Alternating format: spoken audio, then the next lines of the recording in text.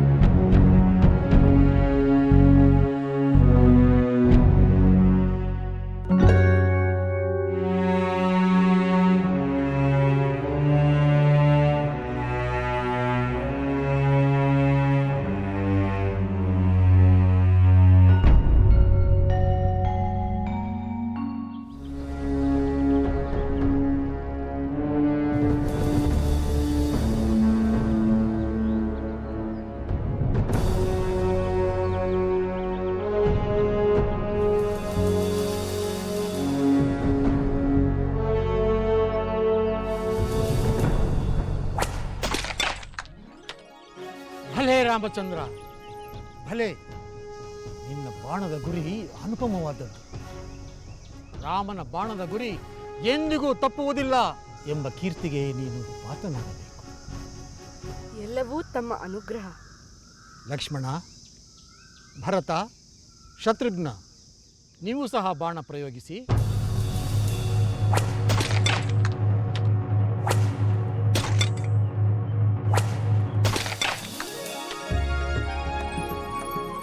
ಭಲೆ ಸೋದರರೇ, ಭಲೆ.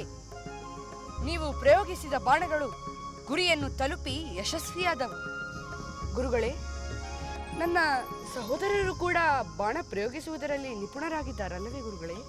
ಹೌದು ರಾಮಚಂದ್ರ, ನಿನ್ನ ಸೋದರರೆಲ್ಲರೂ ನಿನ್ನಂತೆಯೇ ಅಸ್ತ್ರ ಹೊಡುವುದನ್ನು ಕಲಿತಿದ್ದಾರೆ. ಆದರೆ ಇನ್ನೂ ಸ್ವಲ್ಪ ಪರಿಶ್ರಮ ಪಡಬೇಕಾಗಿದೆ. ನೋಡಿ, ಈಗ ನೀವೆಲ್ಲರೂ ಒಂದು ಅಸಾಮಾನ್ಯವಾದ ವಿದ್ಯಾ ಪ್ರಯೋಗವನ್ನು ಮಾಡಿ ತೋರಿಸಬೇಕಾಗಿದೆ. ಹೇಳಿ ಗುರುದೇವ.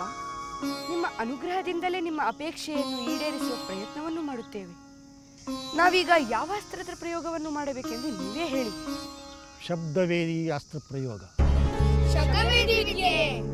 ನಾವೀಗ ಯಾವ ಅಸ್ತ್ರದ ಪ್ರಯೋಗವನ್ನು ಮಾಡಬೇಕೆಂದು ನೀವೇ ಹೇಳಿ. ಶಬ್ದವೇದಿ ಅಸ್ತ್ರ ಪ್ರಯೋಗ. ಹೌದು ನೋಡಿ, ಅಲ್ಲಿ ಯಾರಾದರೂ ತಲೆಯ ಮೇಲೆ ಮಡಕೆಯನ್ನು ಹೊತ್ತುಕೊಂಡು ಕಾಲಿಗೆ ಗೆಜ್ಜೆಯನ್ನು ಕಟ್ಟಿಕೊಂಡು ಅತ್ತಿಂದ ಇತ್ತ ಇತ್ತಿಂದ ಅತ್ತ ಓಡಾಡುತ್ತಿರುತ್ತಾರೆ. ಆ ಗೆಜ್ಜೆಯ ಶಬ್ದ ನಿಮ್ಮ ಕಿವಿಗೆ ಕೇಳಿಸುತ್ತದೆ. ಆ ಶಬ್ದವನ್ನು ಆಧರಿಸಿ ನೀವು ಬಾಣ ಪ್ರಯೋಗ ಮಾಡಬೇಕು. ಆ ರೀತಿ ಬಾಣ ಪ್ರಯೋಗಿಸಲು ನಮಗೆ ಭಯವಾಗುತ್ತದೆ. ರಾಮಚಂದ್ರ, ನೀನು ಆ ಪ್ರಯೋಗವನ್ನು ಮಾಡುವೆಯಾ? ಗುರುದೇವ, ನಿಮ್ಮ ಅನುಗ್ರಹ ಹೊಂದಿದ್ದರೆ ನಾನೇನನ್ನಾದರೂ ಸಾಧಿಸಬಲ್ಲೆ. ಕಾರ್ಯಸಿದ್ಧಿರಸ್ತು. ಗುರುದೇವ, ರಾಮಚಂದ್ರನು ಶಬ್ದವೇದಿ ವಿದ್ಯೆಯನ್ನು ಪ್ರಯೋಗಿಸುವ ವಿಚಾರವನ್ನು ತಂದೆಗೆ ಹೇಳಿ ಅವರನ್ನು ಕರೆತರುತ್ತೇನೆ. ಅದಕ್ಕಾಗಿ ತಾವು ಅಪ್ಪಣೆ ಕೊಡಿ. ಆಗಲಿ. ರಾಮಚಂದ್ರನ ವಿದ್ಯಾ ಪ್ರಯೋಗ ತಂದೆಯವರ ಎದುರಿನಲ್ಲಿಯೇ ಆಗಲಿ. ಹೋಗಿ ವಿಚಾರವನ್ನು ಮಾಡಿ.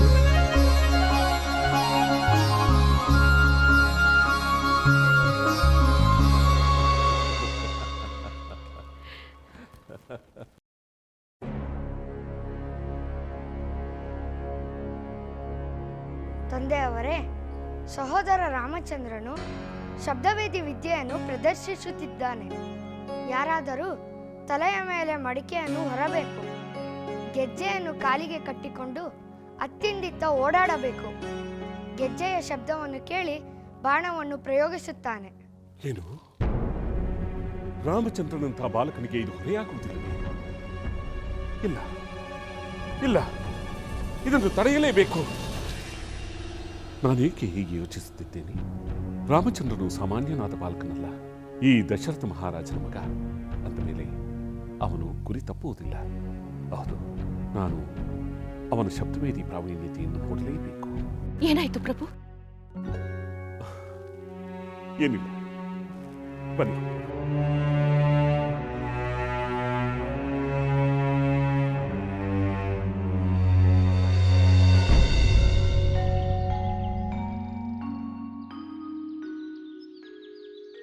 ರಾಮಚಂದ್ರ, ನಿನ್ನ ಶಸ್ತ್ರವಿದ್ಯಾ ಪ್ರದರ್ಶನ ಯಶಸ್ವಿಯಾಗಲಿ.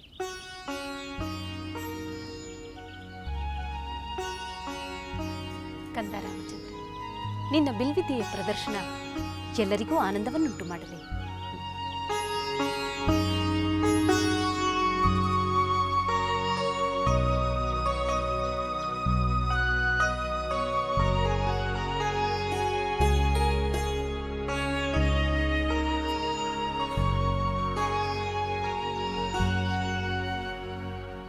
ರಾಮಚಂದ್ರ, ನೀನು ಏಕಸಂಧಿಗ್ರಾಹಿ. ಯಾವುದೇ ವಿಷಯವನ್ನಾದರೂ ಸರಿ ಒಂದು ಸಾರಿ ಹೇಳಿಕೊಟ್ಟರೆ ಅದನ್ನು ಗ್ರಹಿಸಿ ಸಾಧಿಸುವ ಶಕ್ತಿ ನಿನ್ನಲ್ಲಿದೆ. ಶಬ್ದವನ್ನು ಆಲಿಸುವ ಏಕಾಗ್ರತೆ, ಚಲಿಸುವ ವಸ್ತುವಿನ ಸ್ಥಾನದ ಬಗ್ಗೆ ನಿಖರತೆ, ಬಾಣ ಸಾಗುವ ವೇಗ, ಅದು ತಲುಪಬೇಕಾದ ಸಮಯ, ಇದೆಲ್ಲವನ್ನು ಲೆಕ್ಕ ಹಾಕಿ ಬಾಣವನ್ನು ತೊಡಬೇಕು. ಆಗಲೇ ಗುರುದೇವ. ಅದೋ ನೋಡು,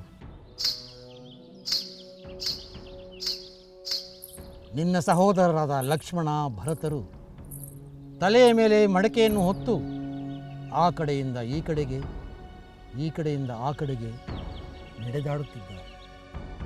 ಅವರ ಹೆಜ್ಜೆಯ ಗೆಜ್ಜೆಯ ಸದ್ದು ನಿನಗೆ ಕೇಳಿಸುತ್ತಿದೆ. ಆ ಸದ್ದಿನ ಆಧಾರದ ಮೇಲೆ ಅವರ ತಲೆಯ ಮೇಲೆ ಮಡಕೆಯನ್ನು ನಿನ್ನ ಬಾಣದಿಂದ ಛೇದಿಸಬೇಕು. ಆಗಲಿ ಗುರುದೇವ.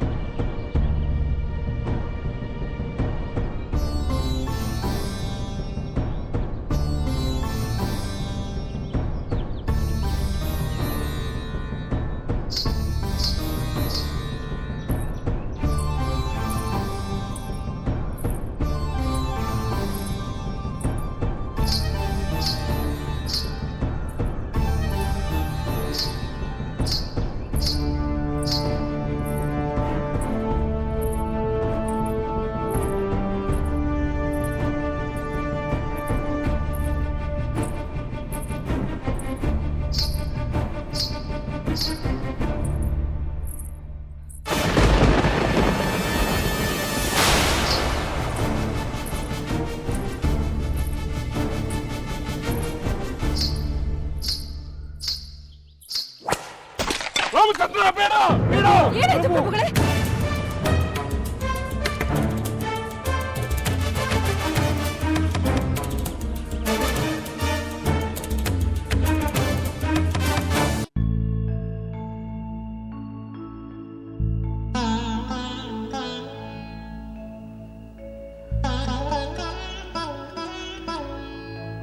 ಪ್ರಭು, ರಾಮಚಂದ್ರನ ಶಬ್ದವೇದಿ ಪ್ರಯೋಗವನ್ನು ಕಂಡು ನೀವು ಆನಂದಿಸುತ್ತೀರಾ ಎಂದು ಭಾವಿಸಿದ್ದೆ. ಆದರೆ ನೀವು ಆತಂಕದಲ್ಲಿದ್ದಂತೆ ಕಂಡಿರಿ. ಏಕೆ ಪ್ರಭು? ಚಿಕ್ಕ ವಯಸ್ಸಿನಲ್ಲೇ ಶಬ್ದವೇದಿ ವಿದ್ಯೆಯನ್ನು ಕರಗತ ಮಾಡಿಕೊಂಡಿದ್ದೀರಲ್ಲವೇ? ನೀವು ಕಲಿತ ವಿದ್ಯೆಯನ್ನು ನಿಮ್ಮ ಮಗ ಪ್ರದರ್ಶಿಸುವಾಗ ಏಕೆ ಆತಂಕಪಟ್ಟಿರಿ? ನಿಜ, ನಾನು ಆತಂಕಪಟ್ಟಿದ್ದ ನಿಜ. ಏನಾಯ್ತು ಪ್ರಭು? ನನಗೆ ತಲೆಶೂಲಿಯಾಗುತ್ತಿದೆ. ಔಷಧಿಯನ್ನು ತರುತ್ತೇನೆ.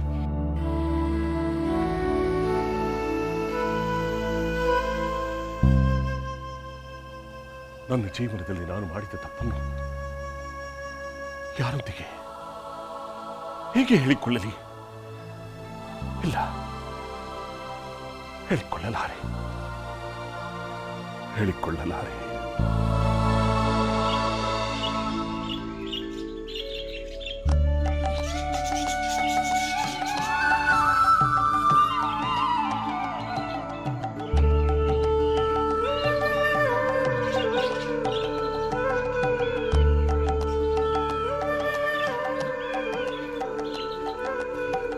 ಮಗು ಶ್ರವಣ, ಬಿಸಿಲಿನ ಬೇಗೆಯಿಂದ ಬಾಯಾರಿಕೆ ಆಗುತ್ತಿದೆ.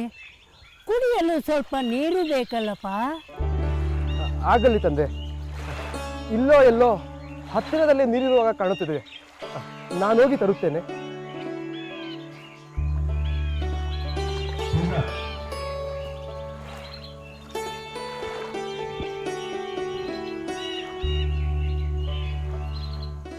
ಅಮ್ಮ, ಅಪ್ಪ, ನಾನು ಬೇಗನೆ ನೀರು ತೆಗೆದುಕೊಂಡು ಬರುತ್ತೇನೆ. ಈ ಪ್ರದೇಶ ಕಾಡಾಗಿದ್ದರೂ ಸುರಕ್ಷಿತವಾಗಿದೆ. ನೀವೇನು ಭಯ ಪಡೋದು ಬೇಕಾಗಿಲ್ಲ.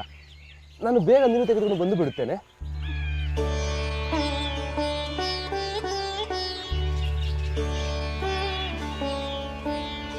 ನಮ್ಮ ಶ್ರವಣ ಮಗುವಾಗಿದ್ದಾಗ ನಾವು 1-2 ವರ್ಷ ಅವನನ್ನು ಹೊತ್ತು ತಿರುಗಿದರೆ ಅವನು ತನ್ನ ಜೀವನ ಪರ್ಯಂತ ನಮ್ಮನ್ನು ಹೊತ್ತು ತಿರುಗುತ್ತಿದ್ದಾನೆ. ತಂದೆ ತಾಯಿಗಳು ಮಗುವನ್ನು ಹೊತ್ತು ಹೆತ್ತದ್ದಕ್ಕೆ ಜೀವಮಾನವೆಲ್ಲ ಅವರಿಗೆ ಋಣಿಯಾಗಿರಬೇಕು ಎನ್ನುತ್ತಾರೆ. ಆದರೆ ಇವನು ತನ್ನ ಜೀವಮಾನವೆಲ್ಲ ನಮ್ಮನ್ನು ಹೊತ್ತು ತಿರುಗುತ್ತಿದ್ದಾನೆ. ಇವನಿಗೆ ನಾವು ಎಷ್ಟು ಜನ್ಮದಲ್ಲಿ ಋಣಿಯಾಗಿರಬೇಕು ಏನು? ದೇವರು ನಮ್ಮ ಕಣ್ಣುಗಳನ್ನು ಕಿತ್ತುಕೊಂಡ. ಆದರೆ ಇಂತಹ ಚಿನ್ನದಂತಹ ಮಗನನ್ನು ನಮಗೆ ಕಣ್ಣಾಗಿ ಕೊಟ್ಟ.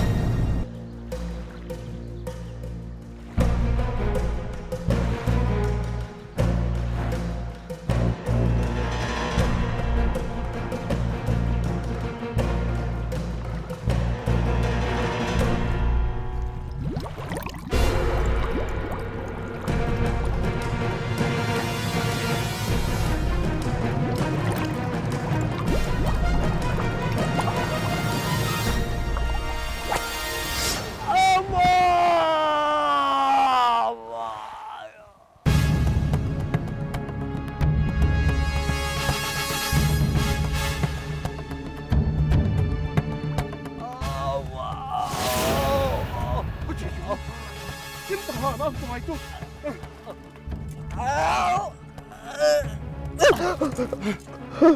ಯಾವುದೋ ಪ್ರಾಣಿ ನೀರು ಕುಡಿಯುತ್ತಿರುವುದೆಂದು ತಿಳಿದು ಬಾಣ ಪ್ರಯೋಗ ಮಾಡಿಬಿಟ್ಟೆನಲ್ಲ.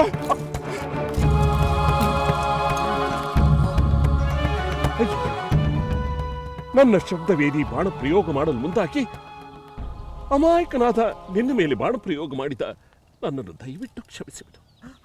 ಯಾರು ನೀನು? ನಿನ್ನವರೆಲ್ಲರೂ ಎಲ್ಲಿದ್ದಾರೆ? ದಯವಿಟ್ಟು ತಿಳಿಸು. ನಿನ್ನನ್ನು ಹೇಗಾದರೂ ಉಳಿಸಿ ಅವರ ಬಳಿಗೆ ಕರೆದೊಯ್ಯುತ್ತೇನೆ. ಬೇಡಿ, ನನ್ನನ್ನು ಉಳಿಸುವ ವ್ಯರ್ಥ ಪ್ರಯತ್ನ ಮಾಡಬೇಡಿ. ಇನ್ನೊಂದು ಕ್ಷಣದಲ್ಲಿ ನನ್ನ ದೇಹದಲ್ಲಿರುವ ಪ್ರಾಣ ಪಕ್ಷಿಯು ಹಾರಿ ಹೋಗುತ್ತದೆ.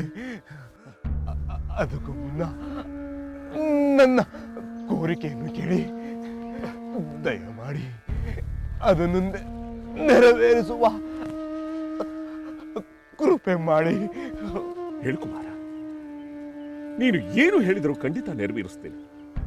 ನಾನು ಅಯೋಧ್ಯೆಯ ರಾಜ ದಶರಥ. ಹೇಳು ಕುಮಾರ, ಅದೇನು ಮಾಡಬೇಕು? ನನ್ನ ಹೆಸರು ಶ್ರವಣ. ನನ್ನ ತಾಯಿ ತಂದೆ ಕುರುಡರು.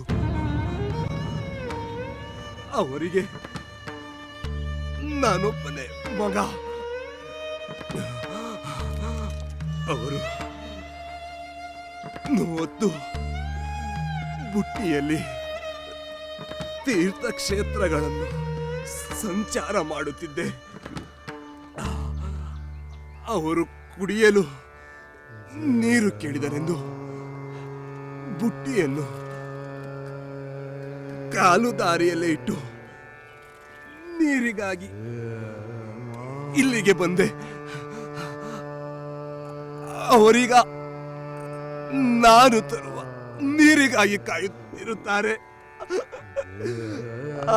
ಆದರೆ ಅವರ ದಾಹ ಹಿಗಿಸುವ ಇಂದಿಗೆ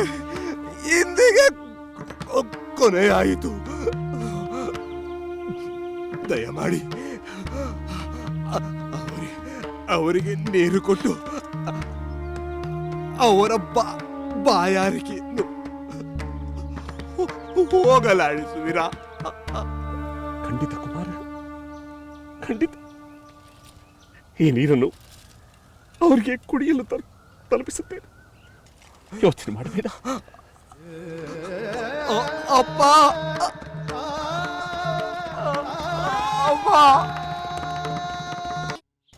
ಯೋಚನೆ ಮಾಡಬೇಡ. ಅಪ್ಪ,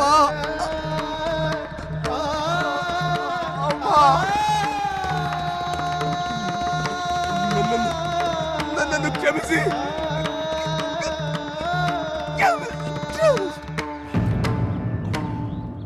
ಕುಮಾರ, ಕುಮಾರ,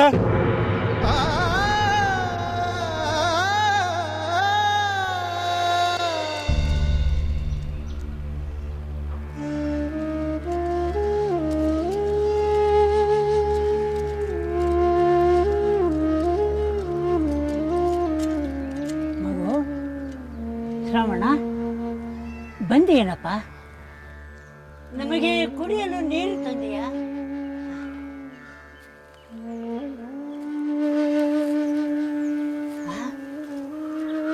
ನಮಗೆ ಕುಡಿಯಲು ನೀರು ತರಲು ಹೋದದ್ದು ನನ್ನ ಮಗ ಶ್ರವಣನಾದರೆ. ನೀರು ತಂದು ಕೊಡುತ್ತಿರುವವನು ನೀನು ಬೇರೆ ಯಾರು? ಯಾರಪ್ಪ ನೀನು? ಹೌದು, ನನ್ನ ಮಗ ನಮಗೆ ನೀರು ತರಲೆಂದು ಹೋದ. ಅವನ ಬದಲು ನಮಗೆ ನೀರು ತಂದಿರುವ ನೀನು ಯಾರಪ್ಪ? ರಘುವಂಶದಲ್ಲಿ ಜನಿಸಿದ ಅಯೋಧ್ಯೆಯ ಅಧಿಪತಿಯಾದ ದಶರಥ ಮಹಾರಾಜ. ನಿನಗೆ ಸಾಷ್ಟಾಂಗ ಪ್ರಣಾಮಗಳನ್ನು ಮಾಡುತ್ತಾರೆ.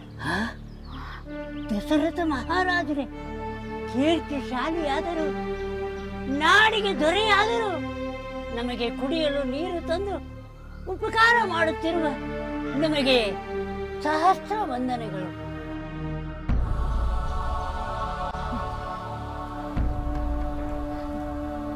ಮಹಾಪ್ರಭು, ನನ್ನ ಮಗ ನಮಗೆ ನೀರು ತರಲು ಹೋದ. ಬಹಳ ಹೊತ್ತಾಯಿತು. ಬಹಳ ಕಾಲವಾದರೂ ಅವನು ಹಿಂತಿರುಗಿ ಬಂದಿಲ್ಲ. ದಯಮಾಡಿ ತಾವು ನಮಗೆ ಹೊಳೆ ಇಲ್ಲಿ ಎಲ್ಲಾದರೂ ಹತ್ತಿರದಲ್ಲಿದೆಯೋ ಅಥವಾ ದೂರದಲ್ಲಿದೆಯೋ ದಯಮಾಡಿ ತಿಳಿಸುವ ಕೃಪೆ ಮಾಡಿ. ತಾಯಿ, ಹೊಳೆ ಇಲ್ಲಿ ಹತ್ತಿರದಲ್ಲಿಯೇ ಇದೆ. ಹಾಗಾದರೆ ಇಷ್ಟು ಹೊತ್ತಾದರೂ ನನ್ನ ಮಗನೇಕೆ ಬರಲಿಲ್ಲ?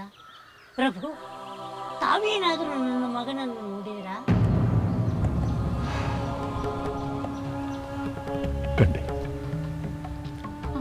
ಅವನೇ ಈ ನೀರನ್ನು ತಮಗೆ ಕೊಡಲು ಹೇಳಿದ.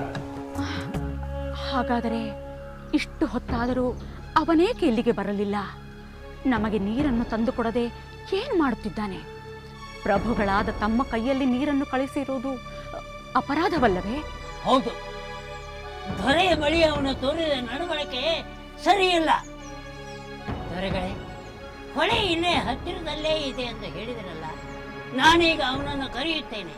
ನಿಮ್ಮಲ್ಲಿ ಕ್ಷಮೆ ಕೇಳುವಂತೆ ಹೇಳುತ್ತೇನೆ. ಶ್ರವಣ, ಶ್ರವಣ, ನಮಗೆ ನೀರು ಬೇಡ, ನೀನು ಬಾ. ಶ್ರವಣ, ಶ್ರವಣ, ಶ್ರವಣ, ಎಲ್ಲಿರುವೆ? ಬೇಗ ಬಾ ಕಂದ, ಬೇಗ ಬಾ. ಶ್ರವಣ, ಶ್ರವಣ, ಶ್ರವಣ. ಹಿರಿಯರೇ, ದಯವಿಟ್ಟು ಕೂಗುವುದನ್ನು ನಿಲ್ಲಿಸಿ. ನೀವೆನ್ನಿಷ್ಟೇ ಕೂಗಿದರೂ ಕೂಡ ಶ್ರವಣ ನಿಮ್ಮ ಬಳಿ ಬರುವುದಿಲ್ಲ. ನಮ್ಮ ಬಳಿ ಬರುವುದಿಲ್ಲ ಅಂದ್ರೆ ಏನರ್ಥ? ನಮ್ಮ ಮಗ ಎಲ್ಲಿ ಹೋದ? ಹೇಳಿ ಪ್ರಭು, ದಯಮಾಡಿ ಹೇಳಿ. ನನ್ನ ಮಗನಲ್ಲಿ ಹೇಳಿ. ದಯವಿಟ್ಟು ನನ್ನನ್ನು ಕ್ಷಮಿಸಿ. ನಾನು ಭೇಟಿಗಾಗಿ ಬಂದೆ. ಯಾವುದೋ ಕಾಡು ಪ್ರಾಣಿ ನೀರು ಕುಡಿಯಲು ಬಂದಿರಬಹುದೆಂದು ನಂಬಿ ನಾನು ಶಬ್ದವೇದಿ ಬಾಣವನ್ನು ಪ್ರಯೋಗ ಮಾಡಿದೆ. ಆ ಬಾಣ ನಿಮ್ಮ ಮಗನನ್ನು ಬಲಿ ತೆಗೆದುಕೊಂಡಿತು. ಅಯ್ಯಯ್ಯೋ ಕಂದ, ಹೋದಿಯಾ? ಶ್ರವಣ, ಹೋಗಿಬಿಟ್ಟಿಯಾ? ಕಣ್ಣಿಲ್ಲದೆ ನಮಗೆ ಕಣ್ಣಾದ ಕಂದ, ಈ ರಾಜ ಅನ್ಯಾಯವಾಗಿ ನಿನ್ನನ್ನು ಕೊಂದು ಬಿಟ್ಟನೆ. ಅಯ್ಯೋ, ಅಯ್ಯಯ್ಯೋ. ಮಗು ಶ್ರವಣ, ನಮಗಿನ್ನಾರು ದಿಕ್ಕು? ನೀನಿಲ್ಲದೆ ನಾವು ಬದುಕುವುದಾದರೂ ಹೇಗೆ ಕಂದ, ಹೇಗೆ? ನಿಮಗೆ ನಿಮ್ಮ ಜೀವನದ ಚಿಂತೆ ಬೇಡ. ಅದಕ್ಕೆ ಬೇಕಾದ ವ್ಯವಸ್ಥೆಯನ್ನು ನಾನು ಮಾಡುತ್ತೇನೆ. ಬೇಡ, ಬೇಡ. ನನ್ನ ಮಗನನ್ನು ಕೊಂದು ನೀನು ಮಹಾಪಾಪಿ. ನೀನು ತಂದು ಕೊಟ್ಟ ನೀರನ್ನು ಕುಡಿಯೋದು ಕೂಡ ಮಹಾಪಾಪ. ಹೋಗು ಇಲ್ಲಿಂದ.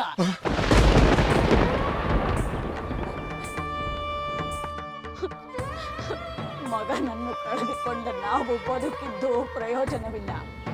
ಈ ಕ್ಷಣದಲ್ಲಿ ನಾವು ಪ್ರಾಣ ಬಿಡುತ್ತೇವೆಯೇ ಹೊರತು ನಿನ್ನ ಆಶ್ರಯದಲ್ಲಿ ಎಂದಿಗೂ ಇರುವುದಿಲ್ಲ. ನಿಜ. ಎಲೈ ದಶರಥ ಮಹಾರಾಜ, ಇನ್ನು ಒಂದು ಕ್ಷಣವೂ ನಮಗೆ ಬದುಕುವ ಆಸೆ ಇಲ್ಲ. ನಾವು ಈಗಲೇ ಪ್ರಾಣ ತ್ಯಾಗ ಮಾಡುತ್ತೇವೆ. ನಮಗೆ ಅಗ್ನಿ ಸ್ಪರ್ಶ ಮಾಡಬೇಕಾದ ಮಗನೇ ನಿನ್ನಿಂದ ಇಲ್ಲವಾದ ಮೇಲೆ ನೀನೇ ನಮಗೆ ಅಗ್ನಿ ಸ್ಪರ್ಶ ಮಾಡು. ಇಲ್ಲ, ನೀವು ಸಾಯಬಾರದು, ನೀವು ಸಾಯಬಾರದು. ಇಲ್ಲ, ನಮ್ಮನ್ನು ಉಳಿಸಿಕೊಳ್ಳಲು ನಿನ್ನಿಂದ ಸಾಧ್ಯವಿಲ್ಲ. ಪುತ್ರ ವಿಯೋಗ ಶೋಕದಿಂದ ನಮ್ಮನ್ನು ಸಾಯುವಂತೆ ಮಾಡಿದ ನೀನು ಸಹ ಆ ಪುತ್ರ ವಿಯೋಗ ಶೋಕದಿಂದಲೇ ನಿನ್ನ ಪ್ರೀತಿಯ ಪುತ್ರನು ದೂರನಾದಾಗ ನೀನು ಮರಣ ಹೊಂದು. ಈಗ ನಮಗೆ ಅಗ್ನಿ ಸ್ಪರ್ಶ ಮಾಡು, ಅಗ್ನಿ ಸ್ಪರ್ಶ ಮಾಡು.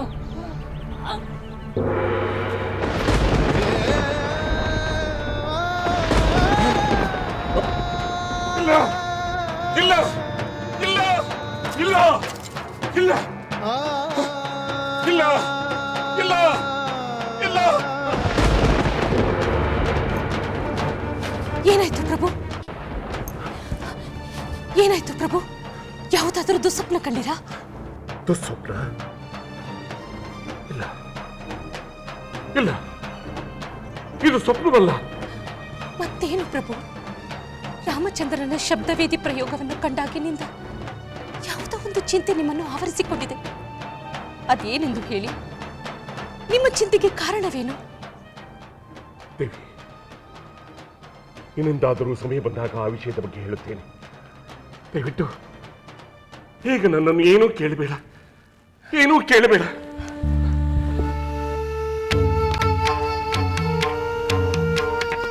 ಮಗನ ಶಸ್ತ್ರ ನೈಪುಣ್ಯತೆಯನ್ನು ಕಂಡು ಆನಂದಿಸಬೇಕಾದ ಇವರು ಏಕೆ ಚಿಂತಿಸುತ್ತಿರುವರು?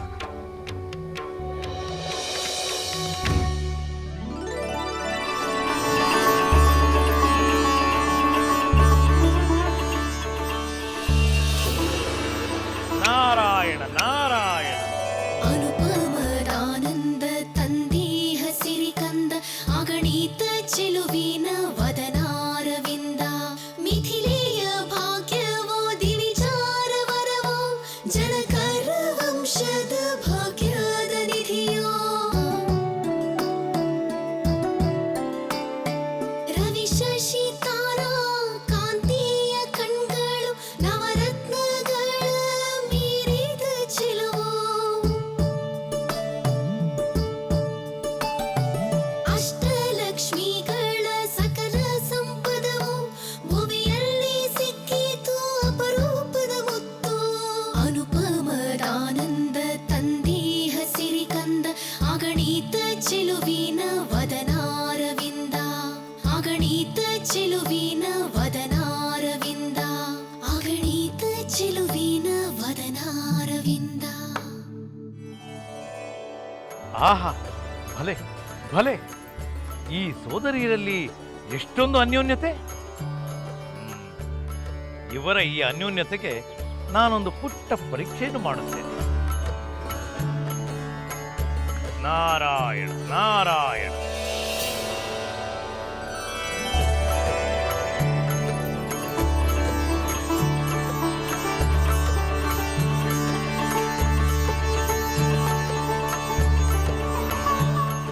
ನಾರಾಯಣ ನಾರಾಯಣ.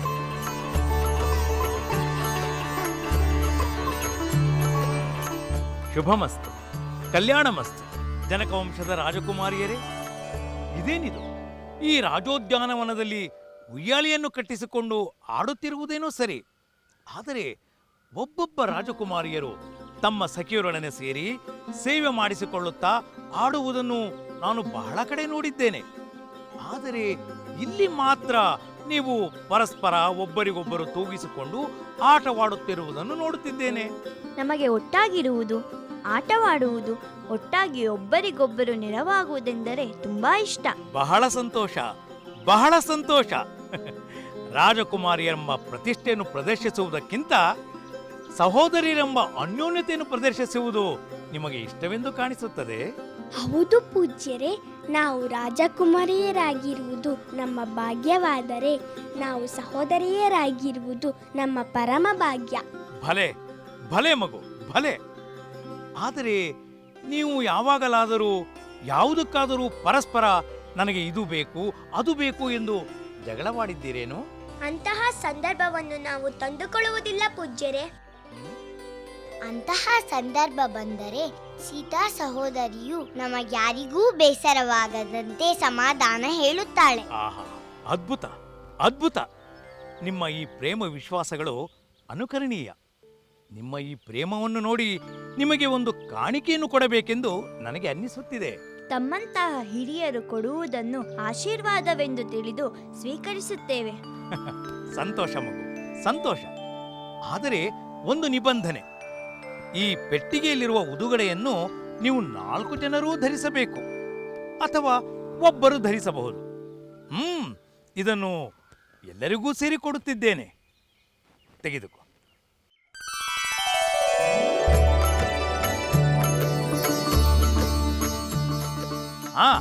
ಇದನ್ನು ನಾನು ಹೋದ ಮೇಲೆ ತೆಗೆದು ನೋಡಬೇಕು. ನಾನಿಲ್ಲಿ ಬರುತ್ತೇನೆ.